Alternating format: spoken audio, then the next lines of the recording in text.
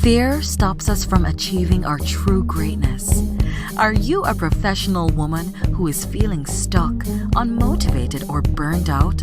Are you worried about your wellness? Are you letting fear stop you from crushing your goals?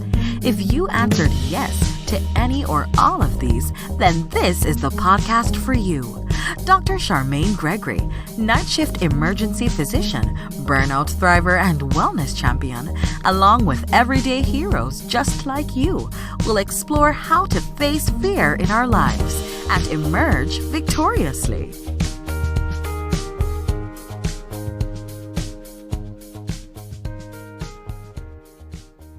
Hello, Fearless Freedom family. Dr. G is back again. And guess what? Today we have a very special guest. She is a physician, but she is even more so a mom and an incredible podcaster. And it is Joanne Jarret, Dr. Joanne Jarret. And she is going to tell you all about herself and all the cool things that she is up to. Joanne, you want to tell the Fearless Freedom Tribe all about you? Yes. Hi, Charmaine. Thank you so much for having me. And hi, Fearless Freedom Tribe. Thank you for listening. I am a family physician, but I retired to become a stay-at-home mom to my kids. And that was not plan A. Plan A was that I was going to work part-time while the kids were little and my mom was going to nanny for us. And it just didn't work out that way. So I've been home with my kids. My husband, Scott, is an endodontist, so he does root canals. And we just moved from Reno, Nevada to rural Montana. So we're under a lot of adjustment right now. But I have a blog and I have a line of women's loungewear being manufactured. And oh my God, I did not know that. Oh yeah. You're holding out crazy on the goodness here. And I have my podcast, Fancy Free Podcast, where my guests and I tell our most embarrassing, funny stories so that we all feel less alone in our imperfection. And I cannot wait to put your episode up because we had such a fun conversation. Oh, it was so much fun. Some of your embarrassing moments. So much fun because I have so many of those embarrassing moments. It's not even funny. Yeah, we all do. We all do. And this is what I'm finding out. It's keeping it real. That's what it's just like so interesting to me because we tend to, the people that we're exposed to, right? We're exposed to them either via some form of media. So we're exposed to them in real life, of course, but the majority of the ones that we get exposed to are either through something like this. So like a media form, like a podcast, or maybe it might be social media. And what we put forward isn't always who we are every single day, right? So it is really cool that your podcast is about those embarrassing moments because it just really helps us to see that we are all human. We all have imperfections, nobody, most people don't pop a kid out and have a flat belly right after. Like, that's just not real. Totally. It's like the majority of us, literally, the mommy tummy never goes away no matter how many core exercises you do or how fit you are. Yeah. Mommy tummy just sticks around. We look ever so slightly less pregnant through the years. That's right. After we have our baby, but never again do we have the flat belly. Yeah. So, my podcast just pulls the sparkly filter of social media back so that we can all, relate to each other on equal footing. And, I don't blame anybody for putting those nice images up on social media because heck yeah, when your day looks like a photo shoot, put it up there. I want to see that. I want you to see mine too. But we need to remember that most of our lives, most of the time, don't look like that. And that's okay. And that's the goodie of life. That's where the fun stuff happens. That's where the bonding happens. That's where the relationships are built. Absolutely. Absolutely. And I just love how I just love how you somehow pull out the most embarrassing things, regardless of how much a person thinks that, oh, I don't have anything embarrassing happen to me. Oh yeah, you got plenty. Oh my gosh. Yeah, my niece, Mackenzie, who's in her 20s, was coming to visit for a week. And I said, okay, honey, start thinking about the stories that you want to tell. So she was sitting in the airport killing some time and she's thinking, I don't think I have any embarrassing stories for Aunt Joanne. Well, by the time she got here, she had a list so long. We did 2 episodes and she was hilarious. So cute. That you know, is, once you it's pretty funny. start tapping into that part of your life, it just comes flowing, you know? Indeed. Indeed. It's like a writer's prompt. You're like, I can't write Exactly. anything. I have no Yes. ideas. And then you see the prompt and you're like, oh, yeah, I do have Hmm. something to say about that. Absolutely. That's hilarious. So, so let's talk about how the podcast got started. Was there a trigger that kind Yeah. of like got it going for you, or what was it that kind of got you into that? Yeah, absolutely. That Well, medium? I started a blog a few years ago, and this is kind of a circuitous story, but I won't take too long on it. I wrote an article called 13 Things Good Doctors Wish Their Patients Knew, and it went kind of mini viral. And so I thought, oh, maybe I'll see if I can get some podcast interviews about this article. So I was interviewed on the Empowered Patient podcast. Okay. And the gal that interviewed me said, I think maybe you have something here. I think you should start your own podcast. And I just laughed and laughed. And then I was like, no way, because I'm super shy. I hate public speaking. I don't like to have to think on the fly. Podcasts are not for me. She recorded a 15-minute interview that just was put out there without any editing. And it was terrifying. But it was fine, Yes. So then I fast forward about a year, I went to our local Dillard's and I got stuck in a dress in the dressing room. And I had to get the clerk to come in and help extract me from this poor dress. Oh, that no. Actually, oh God, it was so embarrassing. And I was going to ask her, like, has this ever happened to you before, or am I your first? And then I decided I was too embarrassed to even ask her. But then later, after the embarrassment faded and the amusement stuck around, I went home and I wrote an article about it. And you would not believe the responses. So many people said, yeah, that's totally happened to me. And I was Oh, like, my well, goodness. hello, why are we not telling each other these stories? That made me feel so much better. And it just was like we were laughing together. And I felt like I knew these people who were telling me their stories on a deeper level. And then also, I went to a Christmas party a couple of years ago, and my girlfriend had a bunch of her friends there from different walks of life. And so Okay. as she was doing the gift exchange, she had everybody stand up, and before they grabbed or stole a gift, they were to tell their most embarrassing story. And I tell you, I walked into that party knowing only a few people well, and I walked out with this fondness for these like 40 women who we'd all just shown each other our vulnerability. And I tell you, that lasted for so long. There's this one gal said that she lost her shorts in the middle of Home Depot and had to bend all the way down, commando, to pick her shorts back up. Uh-huh. Wow. And I'm like, I love you. I love oh that she my! told If that that's story. not like remover of veils, I don't know what Oh, is. exactly. So, and it No was pun like, intended.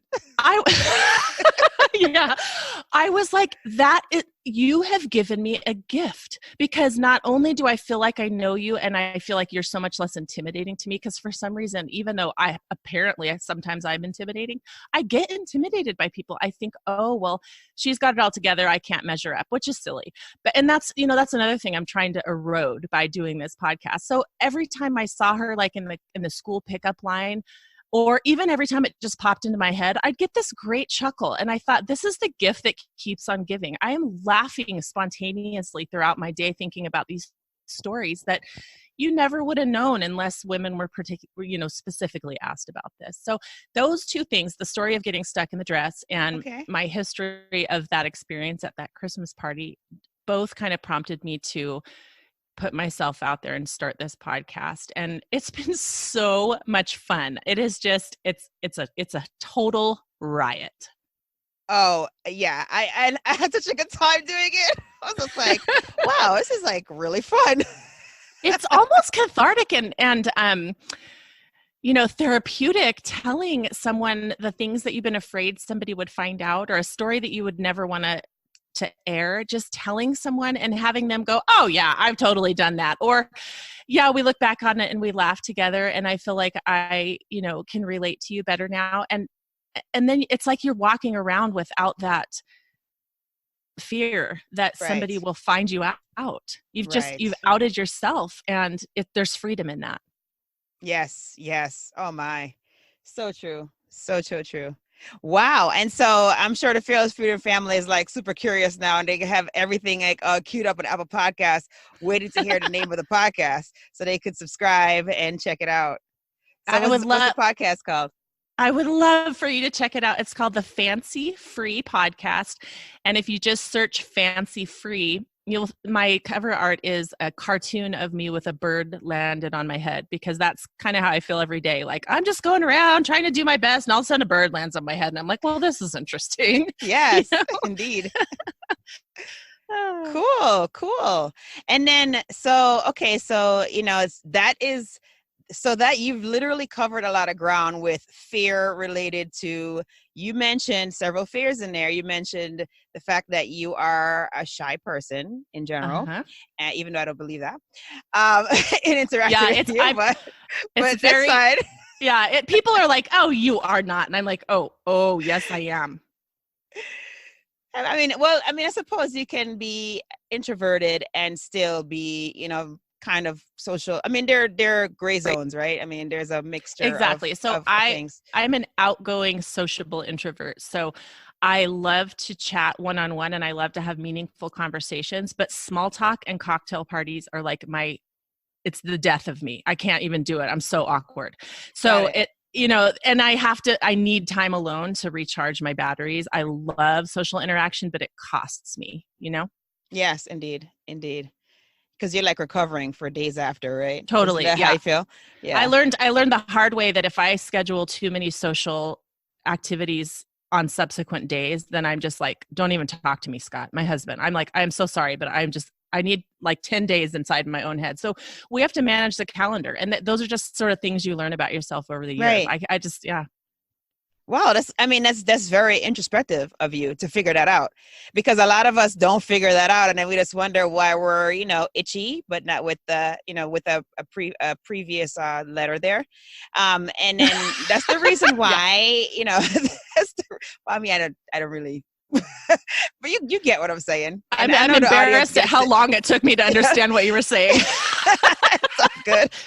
I usually say witchy, but with a B. But so cute. And so there we have it. And it's like, you're wondering, like, why am I acting this way? Why do I feel this way? Why do I feel so drained? And then you figure out that, oh, that's why. Because I gave of myself. I was, I was that larger than life me, which is not the typical me. And then now I have to, replenish the stores. So and you have to shrink back.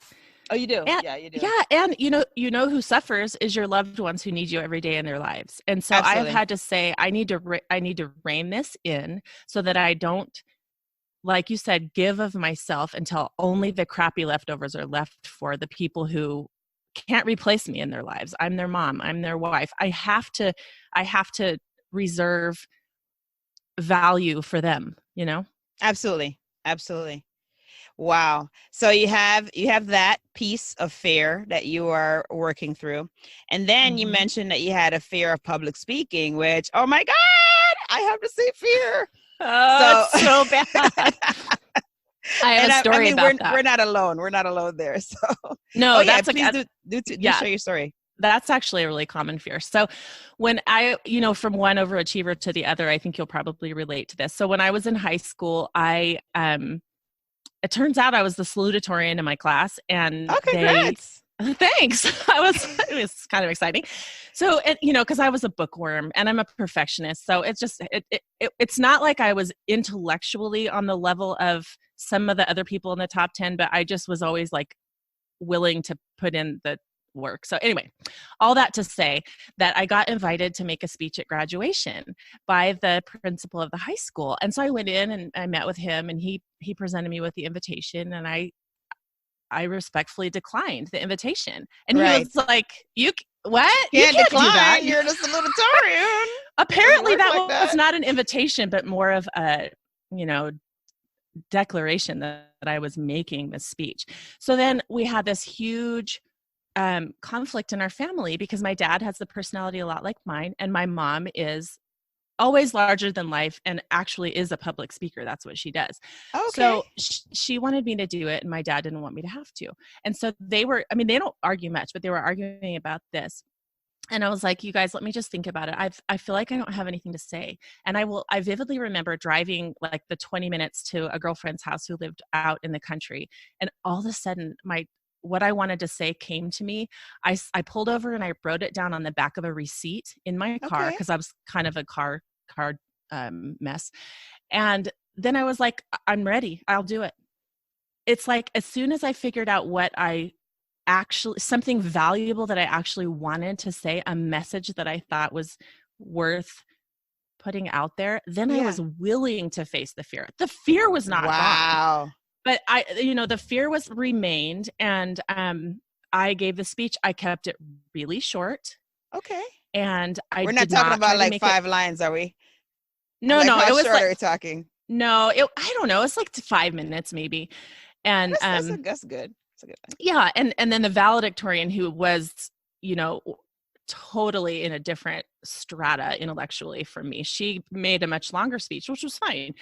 And I didn't try to make myself sound smart. I just spoke from the heart.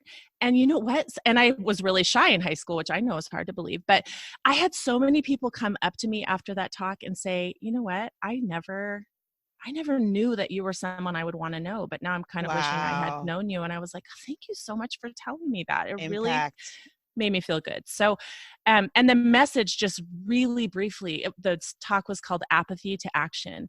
And the thing that was my pet peeve in school, even though I was super shy, is if a teacher puts tons of work into a lesson and puts a question out there and nobody raises their hand and everyone's just like staring off into space, and, then I would raise my hand, because I'm not going to leave the teacher hanging. I'm going Got it. to answer, even though it's really hard for me to speak out in class. And that is the message that I wanted to give, is turn your apathy into action. Do not fall into the trap of letting yourself be apathetic. If someone is putting effort into something and trying to feed into you, match that energy and really try to learn what they're providing. So anyway, that's my story about public speaking. And since then I've done some public speaking. I've held roles in charity organizations where I've had to get up in front of people. And like, even recently I sang in our church choir, which our church is tiny. We're in rural Montana, probably 50 people in the audience. And I'm not talking But about a still, solo. you got up there and you sang, Yeah. girl. Oh my gosh. I'm not Sang. even, I did not have a solo. That's I awesome. was singing with other people, and I went back to sit down, and my girlfriend's like, oh, that was great. And I'm like, I am drenched in sweat. Oh, I was wow. just being up there was so nerve-wracking to me. But apparently my body and my face and my voice betray me, because, well, luckily I don't come off as nervous. I feel nervous and I feel panicky, but I know how to hide that, or it just doesn't come through. I don't know. Good job on that, then. Thank you. Because sometimes that the two definitely are equal. Like, you cannot hide it. Yeah. I mean, sometimes that happens to me too, where it's just, I'm tripping over my tongue and I can't get my point across. But, I think it takes practice. That, for one thing. I mean, it just takes practice. If you force yourself to do something you're afraid to do enough times, then even though the fear may never go away, you get better and better at it. And then maybe the dread goes away a little bit, even if the fear doesn't. Indeed. Couldn't I have said that better myself? Firm believer in that. Definitely. Facing it all the time, doing something scary every day, just chipping away at it, because it does make all the difference. Absolutely. Wow. Okay. So we talked about your fear of public speaking. We talked about your fear of, not really fear, but like your reluctance to give too much too soon socially, because it is a cost to you. Let's talk about, and then we also talked about what it was, the fear that was surrounding the event that occurred, and your thought process of no one else is experiencing this cocktail dress imprisonment scenario. Exactly. And then finding out that, that's a lot of people's truths. Oh my God. That just reminds me. And I know that, because when we talk about that, it's like a funny thing pops into my head, because I literally, so, okay, a little bit background. So we got an exercise bike We got a Peloton bike for my husband because he is getting some rehab from a knee surgery he just had. Oh, okay. And so, you know, I had the opportunity to try it out until his shoes came because his shoes hadn't arrived yet. And so I tried it out. You know, the first day I had on my bike shorts and I was like, oh, this is awesome, you know? And so I did the ride. It was awesome. So the second day I went back and I did an even longer ride. So the first ride was only like 20 minutes. The second ride was 45 minutes, more challenging, lots of increase in speed and output, et cetera, et cetera. So towards the end of the ride, I started feeling very uncomfortable on the inner portion of my right thigh. And I was like, why is this happening? So I happened to get done with the ride because, you know, we're beasts. We like power through no matter the pain. We're like, oh, if you feel pain, that means it's good. That means that you're like really doing it. Yeah. So you power through and then you go up to the end and I look down and sure enough, there's like a huge blister there. Why? Oh my God. Yeah. Let me tell you why. Let me tell you what this genius did. So this genius decided that she didn't want to wear the bike shorts again. She wanted to wear regular shorts. Okay. Because the bike shorts, they're, you know, I wore them yesterday. I can't wear them 2 days in a row and I haven't had a chance to wash them. There's no way I'm going to wear them. Okay. So the brilliance of that decision led to this ridiculous situation where she had this giant blister on her inner thigh. Inner thigh blister. And how do you walk with an inner thigh blister? How do you walk with that? And how do you walk with that as a girl or as a woman? Because for crying out loud, I'm 44, so I'm not a girl. But, you know, it's like, you know, how do you walk with your thighs that touch each other? And if you wear certain pants can start a fire as you're walking, you know, how do you do that? Even without the giant blister, right? But you got a blister now. Like, what? So this was my truth. This was my truth. Oh my gosh, afterwards. I love you. That is so hysterical. Yeah. I was just like, are you kidding me? Are you kidding me right now? I looked down. You're like, see, this is why I don't exercise. No. Oh my gosh, that's hilarious. Yeah. So yeah, there's that.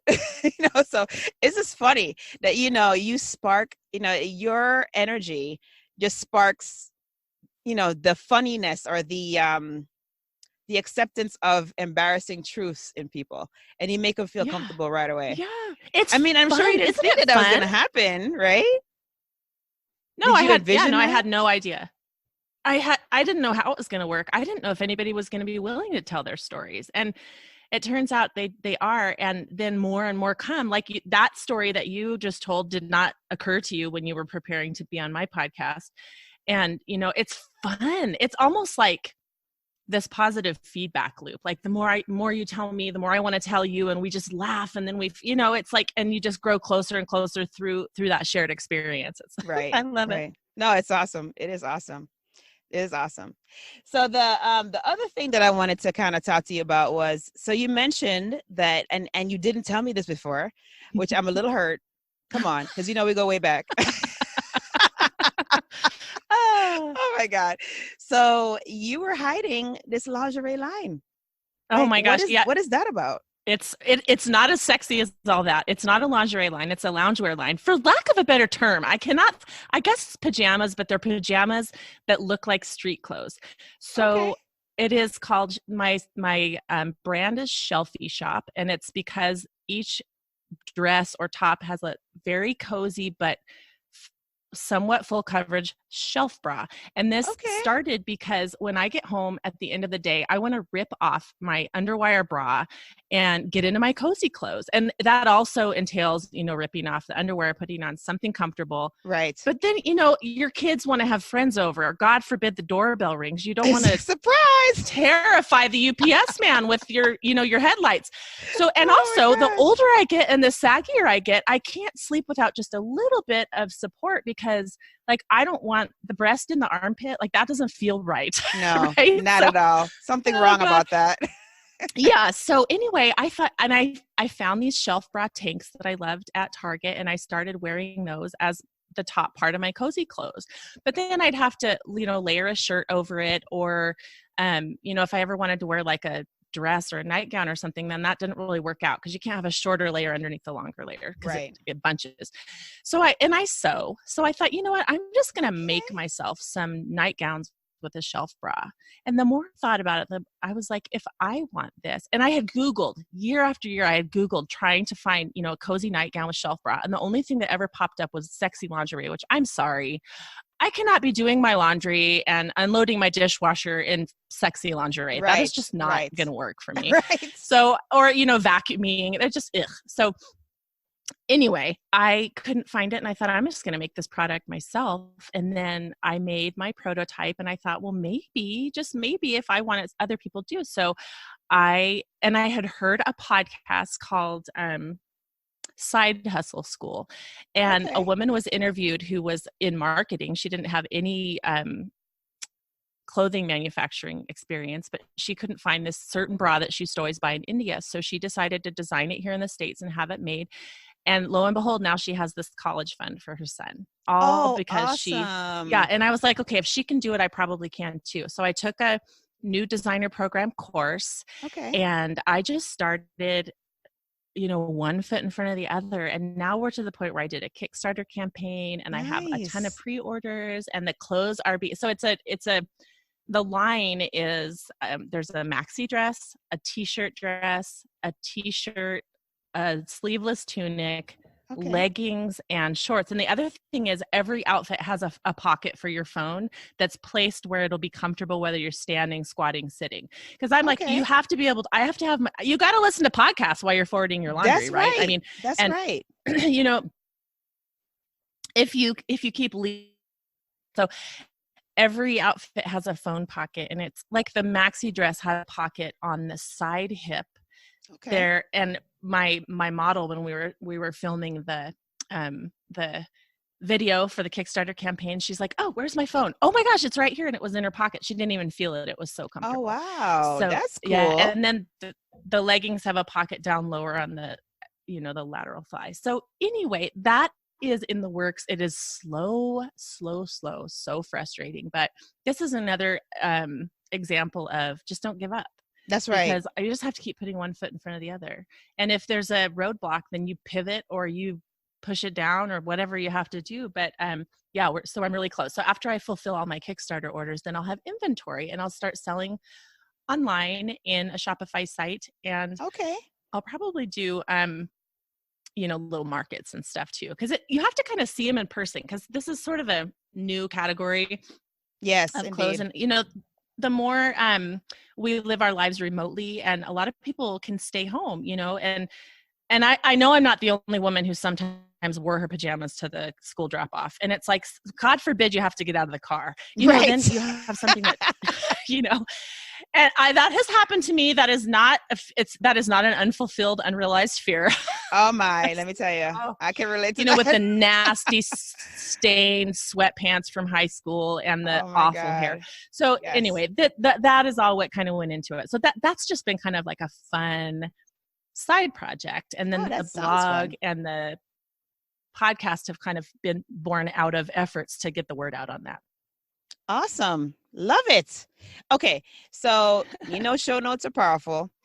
We're going to have, obviously everybody's going to go and subscribe to the podcast, and you have to give me the blog. So we'll put the blog, the podcast link. And so the Kickstarter, do you still need support on that? Do you want us to put the Kickstarter in the show notes too, or? What it is now is that the Kickstarter campaign has concluded, but you can it's over. Still place pre-orders for the clothes, because I am having inventory manufactured as well as just the pre-orders from the Kickstarter. So there is still an avenue from the Kickstarter page through which you can place a pre-order. So I'll give you that link too. Do that. If for nothing else, that people can kind of look around. Yeah, okay. Exactly. Yeah. Cool, the more you have it exposed, the better, right? I mean, can't hurt. Yep. Can only help. No. That's right. Can't hurt my help. That's right. That is right. Awesome. Wow. Got a lot of stuff going on, lady. And I guess the last thing that I wanted to talk about as in regards to fear is, was there any fear surrounding the transition from being a physician full-time, taking care of patients, to being a household engineer now? Like, was there a big transition there? Was there fear surrounding that, or how did that come about? Yeah. Yes. The fear. So I had I had practiced in Lincoln, Nebraska for 2 years after residency, and it was a trial by fire. It was 80-hour days, an outpatient practice, 3 hospitals, lots of circumcisions, lots of inpatient, not a lot of subspecialists there, which is, I guess, understandable because it's a pretty small city and it's near Omaha. So a lot of the subspecialists are in Omaha, which leaves the primary care physicians kind of flapping in the wind. Right. And I also did urgent care nights and weekends to help build the practice because, my employers were giving me, this compensation, and I wanted to make sure that that the practice built. So that was just, I was so burned out, and we knew we were going back to Reno to start my husband's endodontic practice. And when we went back, I was pregnant with my daughter, and I had her. And then I think I had some postpartum depression, although I didn't realize it at the time. And then very quickly, I had another baby less than 2 years later. And all of a sudden I was like, oh my gosh, I've been out for so long and I'm my own worst critic. And I knew that already knew that I couldn't give my patients the perfection they deserved and my family, the mom and wife that they needed. Just in me, I know a lot of people can do it, but in me personally, I just didn't have it. So it was more that I suddenly realized it was probably too late to go back for my own standards. And Gotcha. there was a fear that I would be judged, and there was a fear that I didn't have as much value as I did before. And it was a real blow to my pride. And pride is a really ugly thing. I think pride might be part of how I ended up in medical school in the first place, because I decided for some reason that I should do the hardest thing I could think of to do, because I thought somehow it was my responsibility to push my brain cells to their limit, and I don't know, maybe that's just part of the overachiever mindset, but it didn't really gel with my personality. I was so anxious and stressed. And I mean, between you and me, not to pat my own back, but just to state facts, I was a good doctor. Yeah. But I wasn't a good human being while I was a good doctor, because I was so stressed and I was so haunted. I would wake up in the middle of the night and be like, oh my gosh, I didn't check this or that lab. I didn't consider this possible diagnosis. Wow. And I just could never get away from it. And it didn't get better. And it may have, maybe I didn't give it enough time, but yeah. So I think fear was part of why I didn't go back, because I never could resolve the fact that I want my patients to benefit from perfect medical intervention, but I'm human and I can't provide perfection. Right. And so yeah, I think that I was afraid to not be a doctor, but I was also, that being a doctor was so filled with fear for me. So I don't know what the braver thing would have been, to keep going or to stop, but I'm very fulfilled in my life. I love the life that my husband and my girls and I have built for ourselves. And you know what? I wouldn't change it, because I have this medical knowledge that has come in so handy. I mean, we joke, my mother-in-law says, I just have this concierge practice. It's just really small and I don't get paid. Right. Yeah.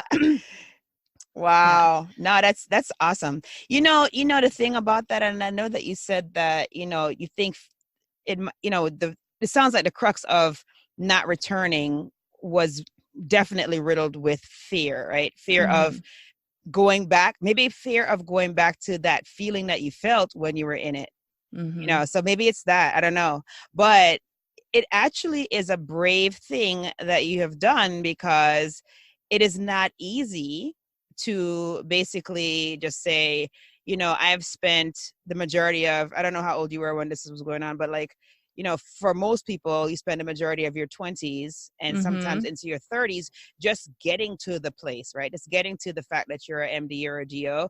And then, then you're like, you're getting the additional training to specialize in whatever you decide to do, internal medicine, family medicine, etc.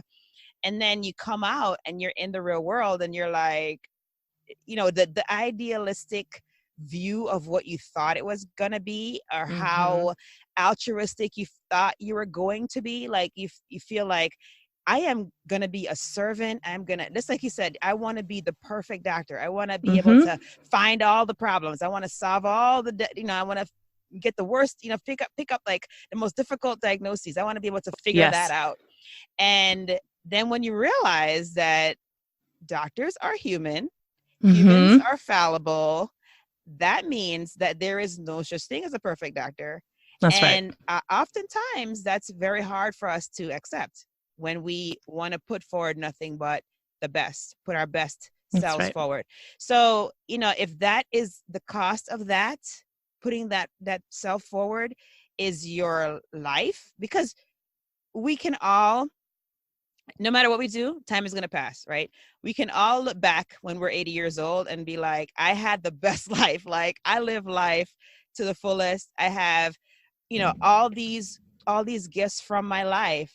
Or we could look back with regret, and we could say, yes, I did do the things I was going to do. Like, I did become a physician. I did have thousands of patients, but I did not feel love from my family. I did not feel like I loved my family. I felt like I wasn't able to give to my community. Like, that's regret. And to me, it is the braver thing is to acknowledge the thing that's sucking the life out of you and walking away from it so that you can get an abundant life, than actually staying in it due to obligation or due to, almost like a desire to repay the sacrifice that was already made. Yes.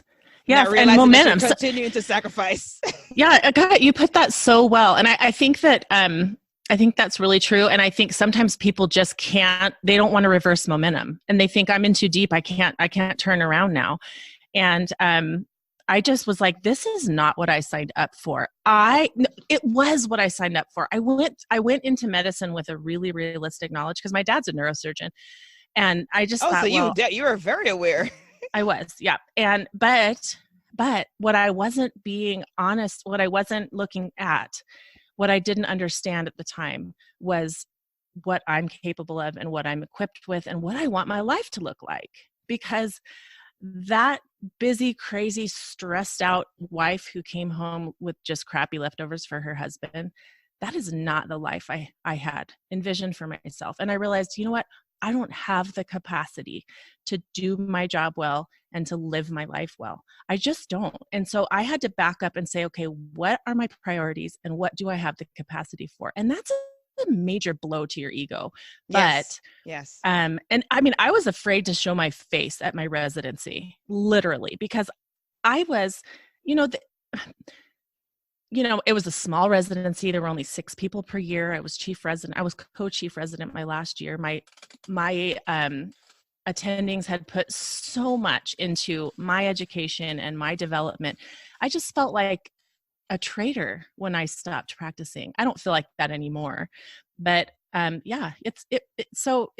was a lot of angst surrounding that decision. And I've even awakened from nightmares regarding that decision. It's crazy. Wow, that is crazy. But you know what? I am so happy that you were able to make a decision like that and to really be brave, to say yes to living your life out loud and to say no to being trapped and succumbing to fear. So no, that's huge. That's a huge lesson that thankfully, you learned it with enough time to have an abundant life. You know what I mean? Yeah. So, no, that's awesome. Yes. You're right. Yeah. That's awesome. And so, this has been such a great conversation, Joanne. I have enjoyed it. And I know that the tribe is also enjoying it. We are at that point where we have to come to the end of our conversation. Oh, no. And we usually end our show with 3 fill in the blanks, right? And the first one is, to me, fearless freedom means. You think you can fill that blank in? Absolutely. To me, fearless freedom means unfettered focus to pursue your actual purpose. Awesome. And then the next one is, if I am fearless, I will take action every day. Awesome.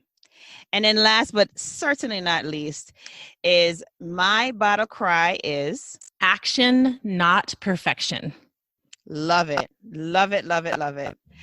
All right. So we had an amazing episode. This episode is going to be airing this week.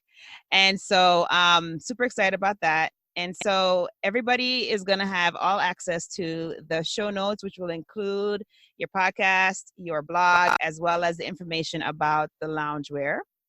And I look forward to you getting lots and lots of people reaching out to you as a result of that. So thank you again for your time. Thank you so much. Oh, thank you. All right. You have an awesome day.